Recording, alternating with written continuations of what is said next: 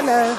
I want to talk today about the culture of having sex outside of marriage, living with partners, long-term in a committed, and I put that in inverted quotes, committed relationship.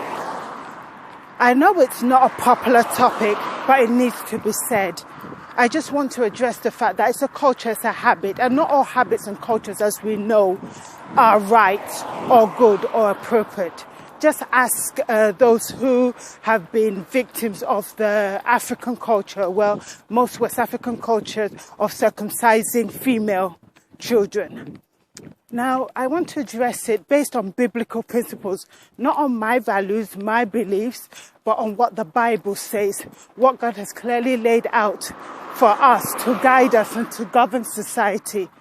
Why do people choose to live with each other outside of marriage?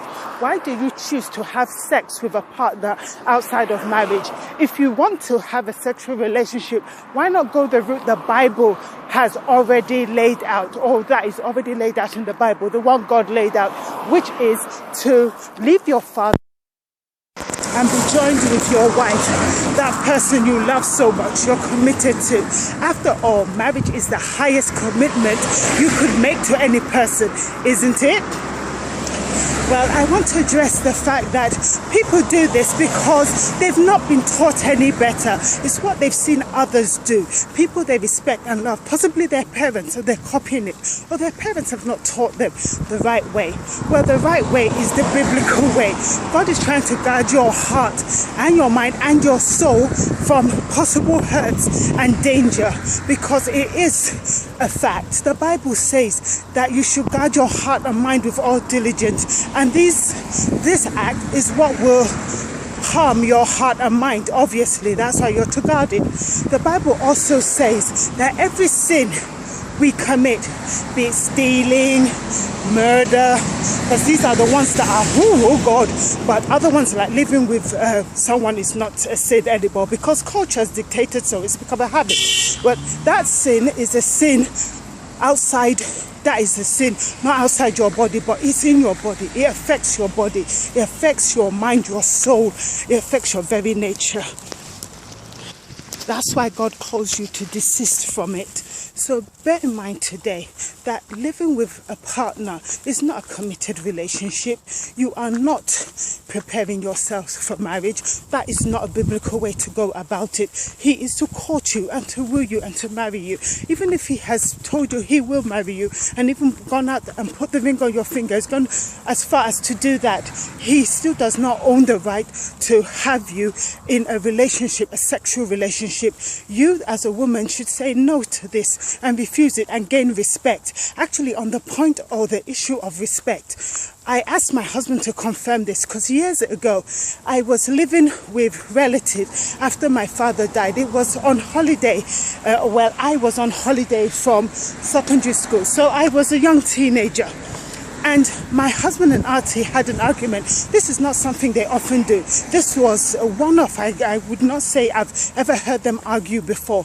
And they had it, and you could hear their voices raised in the room. And then my uncle stormed out of the bedroom, and he made this profound statement that I respect her because I married her as a virgin. You see, if you want true respect from this man who claims to be committed to you and loves you, that you claim to love, keep yourself pure before the marriage. Keep yourself, and even after the marriage, the Bible has guidelines on how to keep yourself after marriage.